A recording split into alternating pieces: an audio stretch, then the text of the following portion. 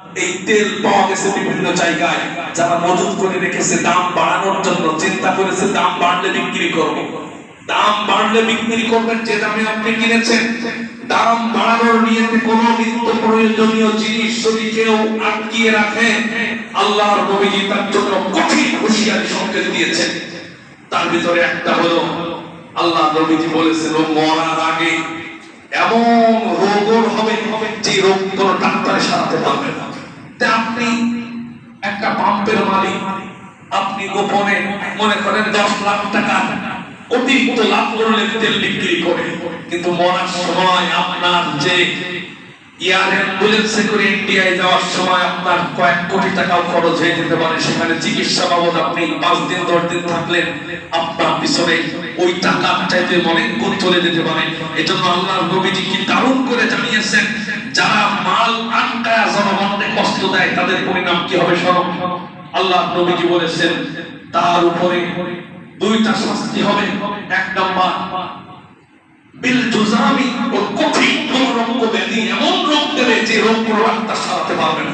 2 number ওয়াল ইফলাস, মরা লাগে ওই যে জনগণকে কষ্ট দিল, ওর বাড়িতে তেল আছে অথবা পাম্পে তেল আছে দিল না, অথবা সে আটকিয়ে রেখে নিজে বাঁচতে অন্যরে জনগণকে ভোগান্তি দিল, দাম বাড়িয়ে বেশি লাভ করার চিন্তা করলো। আল্লাহ নবীজি বলছেন ওয়াল ইফলাস, ওর মরা লাগে ওরে ফকির নিঃস্ব অসহায় একেবারে গরিব না বানায় তার মরণ দেবে না। এজন্য আপনি ব্যবসা করবেন শুধু লাভের নিয়তে নয়, জনগণের দুঃখ দুর্দশাও আপনাকে দেখতে হবে। হযরত উসমান রাদিয়াল্লাহু তাআলা আনহু, তিনি যখন প্রেসিডেন্ট তখন ছিলেন ওমর রাদিয়াল্লাহু তাআলা আনহু, মদিনায় খাদ্য খাবার কমে গেল, লোকজন খাবারের জন্য হাহাকার করছে।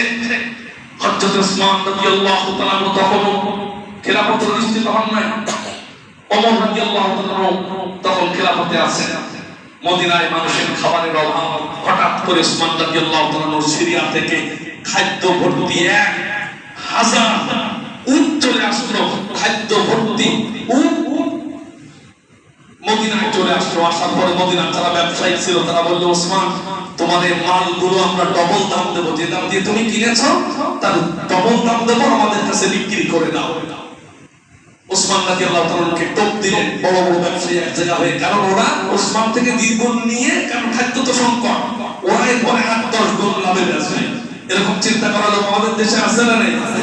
রমজান মাসে দেখবেন এরকম মাল কত দেখা যায়, নামাজ কালাম পড়ে নিজেও রোজা রাখে, এটাকে হালাল মনে করে, অথচ এটা বিশ্বনবী বলেছেন ওয়াল মুত্তাকিনু মালউন, আল্লাহর পক্ষ থেকে অভিশপ্ত, অভিশাপ তার উপরে বর্তাতেই থাকবে যে ব্যক্তি মাল আটকায়া জনগণকে কষ্ট দেয়, দাম বাড়ানোর জন্য মাল আটকায় রাখে।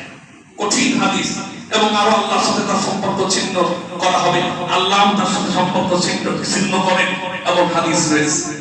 আমার ভাইরা, উসমান রাদিয়াল্লাহু তাআলা তাদেরকে, ওই ব্যবসায়ীদেরকে বলেছিলেন তোমরা 2 গুণ দাম দিবা, কিন্তু এর চাইতে আরো বেশি দিতে পারবা না। জিজ্ঞাসা করে এর চাইতে বেশি আবার কে দেবে? আশপাশে তো আমরাই সবচেয়ে বড় ব্যবসায়ী, এত টাকা কারোর কাছে নেই যে তোমার এত মাল কিনবে। উসমান রাদিয়াল্লাহু তাআলা বললেন, আর একজন যে 10 গুণ দাম দিতে চেয়েছেন, ওরা অবাক যে আমরা দ্বিগুণ দাম দিচ্ছি, 10 গুণ দাম কে দিতে চায়? হযরত উসমান রাদিয়াল্লাহু তাআলা বললেন, আমার আল্লাহ বলেছেন মান জাআ বিল হাসানাতি ফালাহু আশরু আমসালিহা, কেউ যদি আল্লাহর জন্য একটা নেকি করে, আল্লাহ তার 10 গুণ নেকি বাড়ায়া তার আমলনামায় লিখে দেন। যেরকম সুবহানাল্লাহ। হযরত উসমান রাদিয়াল্লাহু তাআলা বললেন, তোমরা কি 10 গুণের বেশি দিতে পারবে? ওরা চুপ করে গেল। উসমান রাদিয়াল্লাহু তাআলা সেই অভাবের সময় গরিব মানুষদেরকে ওই উটের সব মাল সামানা তালিকা করে করে গরিব মানুষদের বাড়ি বাড়ি পৌঁছায় দিলেন, যে এখানে খাদ্যের অভাব, লাভ করার প্রয়োজন নেই, আমার মুসলমানেরা বেঁচে থাকুক, এজন্য বাড়িতে বাড়িতে দুর্ভিক্ষের সময় তিনি খাবারগুলো পৌঁছায় দিলেন, সব মালগুলো মানুষের মাঝে পৌঁছায় দিলেন আল্লাহকে খুশি করার জন্য।